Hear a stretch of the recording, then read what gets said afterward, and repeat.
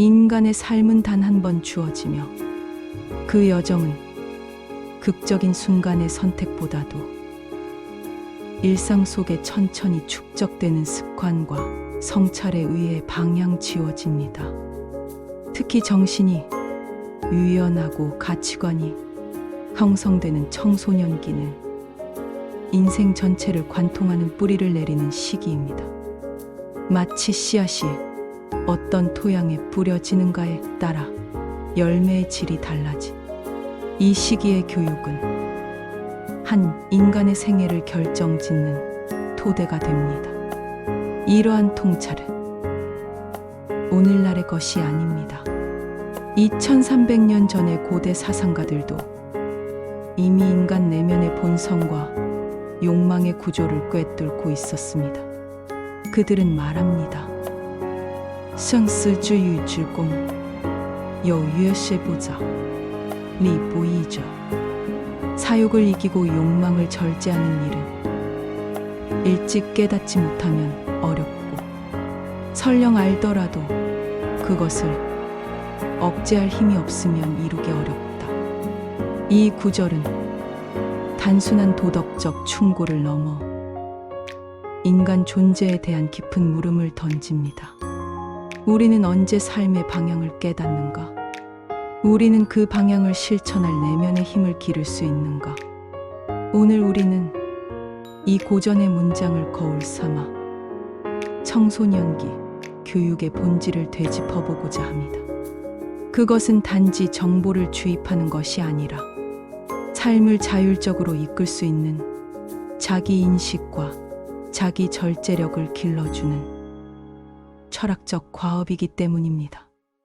이 한 구절은 책은담의 깊은 통찰을 담고 있습니다. 인간의 본성은 본디 욕망과 이기심에 물들기 쉬우며 그것을 이기는 데는 단순한 지식이나 자격만으로는 부족하다는 뜻입니다. 더 근본적인 것은 언제 그것을 깨닫느냐와 그것을 억제할 힘을 기를 수 있느냐의 문제입니다.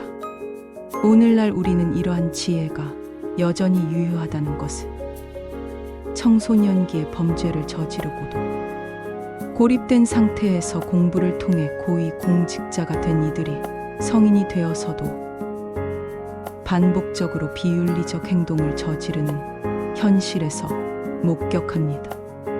이는 단순히 지능이 낮거나 교육 수준이 부족해서가 아닙니다. 사회적 성공을 이룬 이들이 왜 여전히 자기 억제에 실패하는가? 그것은 바로 일찍 깨닫지 못했고 쇠보자 절제할 힘이 길러지지 않았기 때문이 부이입니다.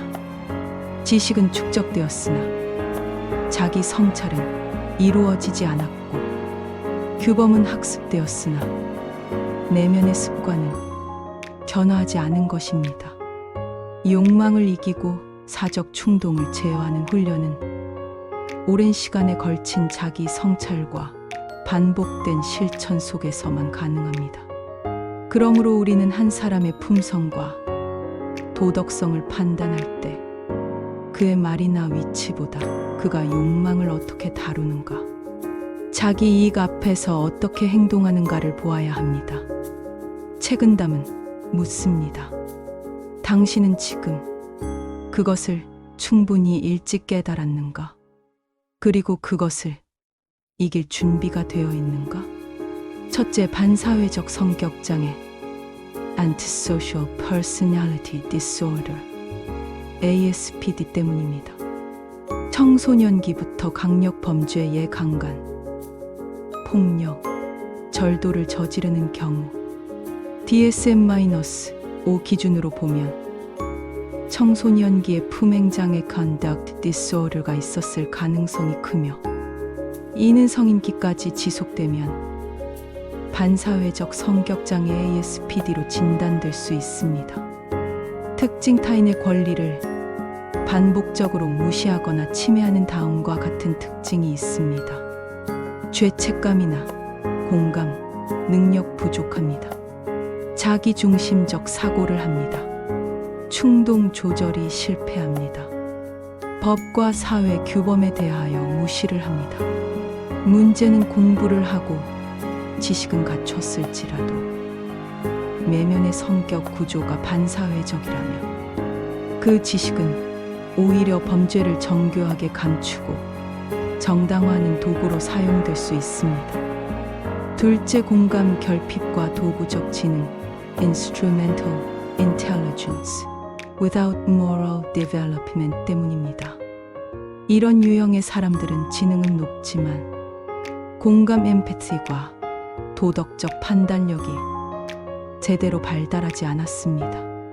피아제 피에치드나 콜버그 커버기의 도덕 발달 이론에 따르면 이들은 도덕 판단의 초기 단계벌 또는 자기 이익 중심에 머물러 있으면서도 지능과 언어 능력은 높은 수준에 있어 사회에서 성공처럼 보일 수 있습니다. 즉, 이게 불법이라는 건 아는데 내가 걸리지 않으면 된다고 생각한다. 이건 나한테 이득이니까 괜찮다. 이는 윤리 없이 작동하는 도구적 사고이며 전문지식 법률마저 범죄 수단으로 전락할 수 있습니다. 셋째, 자기애적 성향과 극권의식 (narcissism and entitlement) 때문입니다. 어린 시절부터 자신의 행동에 대해 충분한 처벌이나 한계를 경험하지 못했거나 오히려 범죄적 행동이 자기 과시나 우월감의 수단이 되었던 경우 그 사람은 강한 자기애적 성향 (narcissism과) 극권의식 (entitlement를) 형성할 수 있습니다. 나는 남들과 다른 존재다. 나에겐 규칙이 적용되지 않아. 내가 남을 조종하거나 해치는 건 당연한 권리다. 따라서 이런 사람은 지위가 높아질수록 더 위험해질 수 있습니다. 왜냐하면 자기 파괴적이기보다는 타인 파괴적으로 작동하기 때문입니다.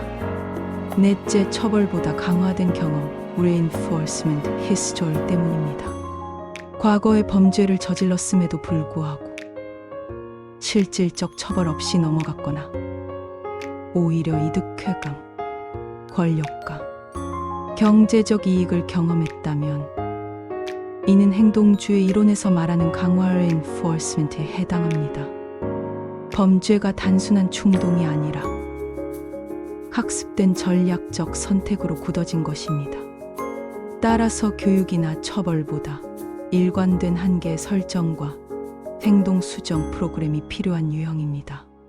결론적으로 이러한 인물이 반복적으로 범죄를 저지르는 이유는 단순히 도덕성이 부족하거나 실수를 반복했기 때문이 아닙니다. 그 이면에는 왜곡된 성격 구조, 결핍된 공감 능력, 윤리 없는 지능, 보상받은 비행 경험, 자기중심적 세계관이 심리적으로 복합적으로 작용하여 하나의 범죄적 자아를 형성한 결과입니다.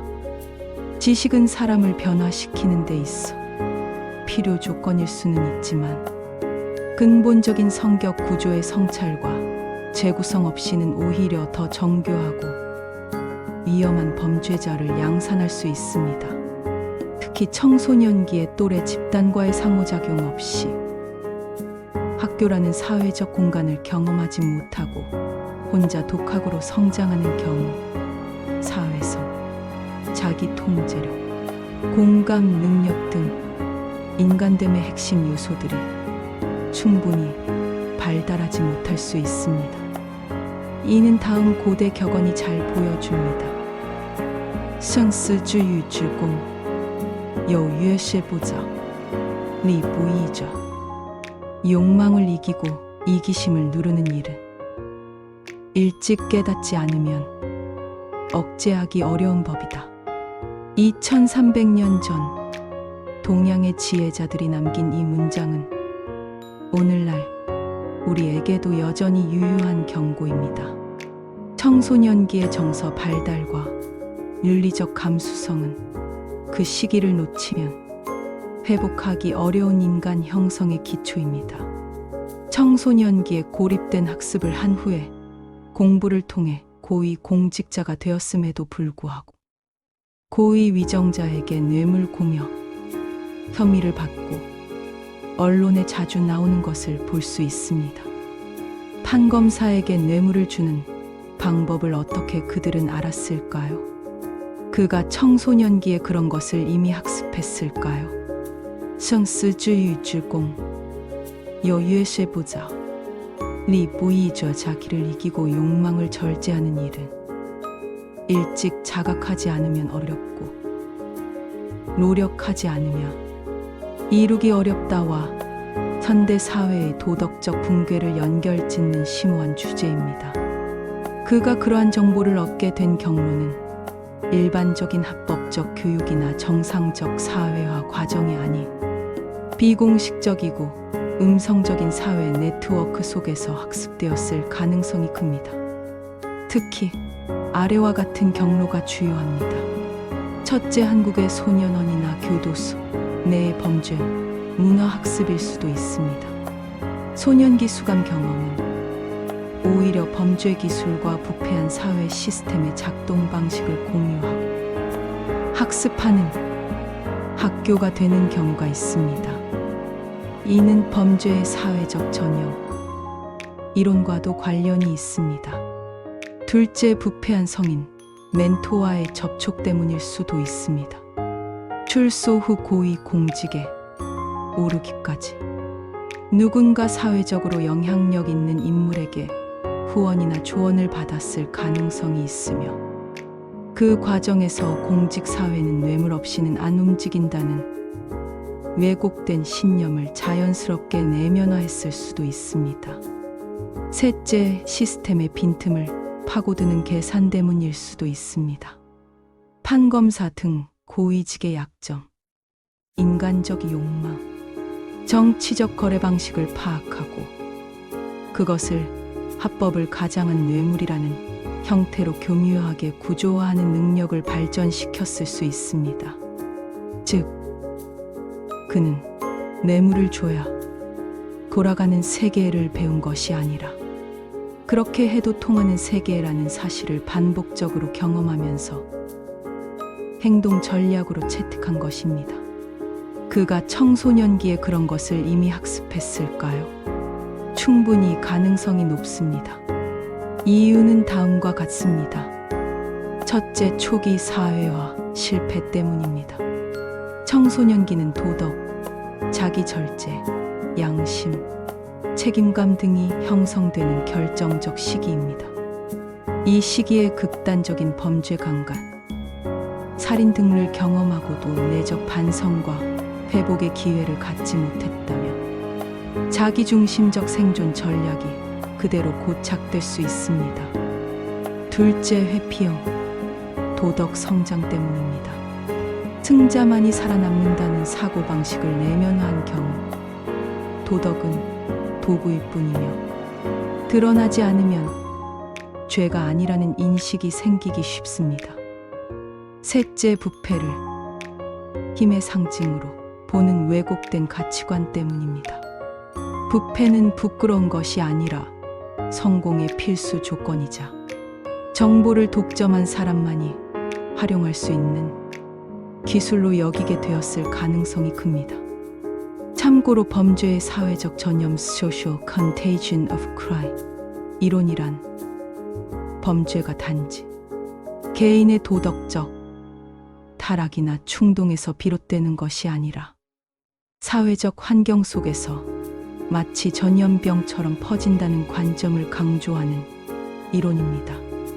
1점 핵심 개념 요약은 첫째, 전염 컨테이션입니다. 사람의 말, 행동, 태도, 가치관이 주변 사람에게 감염되듯 영향을 미친다는 심리학 사회학적 개념에서 출발합니다. 둘째, 범죄의 사회적 전염은 특정한 환경, 관계망, 집단 분위기에서 범죄가 점점 정상화되고 모방되며 확산된다는 것을 말합니다. 자, 그렇다면 범죄의 사회적 전형, 이론의 핵심 원리는 무엇일까요?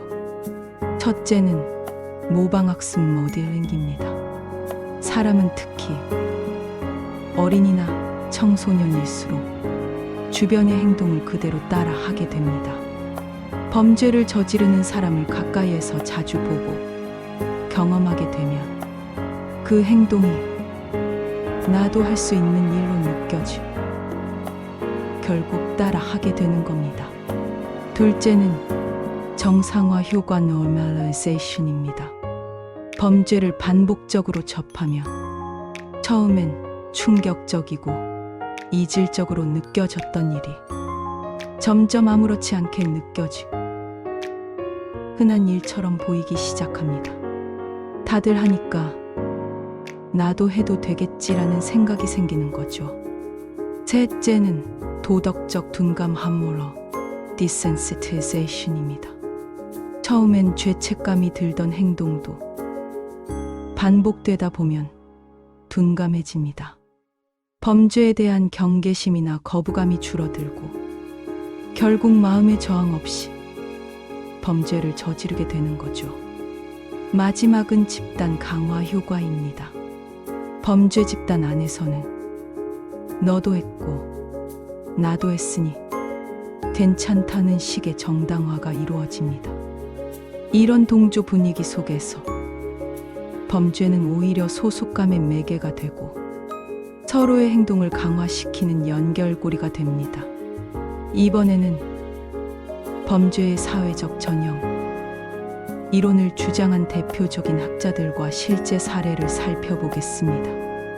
먼저 가브리엘 타르드 게브리엘 달, 프랑스의 사회학자인 그는 범죄가 사람들 사이에서 모방을 통해 전염된다고 주장했습니다.